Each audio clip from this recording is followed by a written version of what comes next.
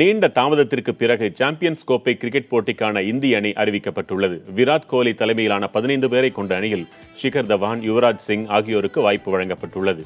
Rohit Sharma, Ajinkya Rahane, Manish Pandey ஆகியோரோடு Mahendra Singh Dhoni, gather Jadhav, Ravichandran Ashwin ஆகியோரும் அணியில் தொடர்கின்றனர். முகமது ஷமி, உமேஷ் யாதவ், புவனேஸ்வர் குமார் ஆகிய அனுபவமிக்க வேகப்பந்து வீச்சாளர்களுடன் ஜஸ்பிரீத் பும்ரா, ஆல்ரவுண்டர்கள் ரவீந்திர ஜடேஜா, ஹர்திக் பாண்டியா ஆகியோரும் இந்திய அணியில் இடம்பெற்றுள்ளனர். சாம்பியன்ஸ் கோப்பை கிரிக்கெட் போட்டி இங்கிலாந்தில் அடுத்த மாதம் 1ஆம் தேதி தொடங்குகிறது. நடப்பு சாம்பியனான இந்திய அணி பாகிஸ்தான், தென்னாப்பிரிக்கா, இலங்கை அணிகளுடன் பி பிரிவில் உள்ளது.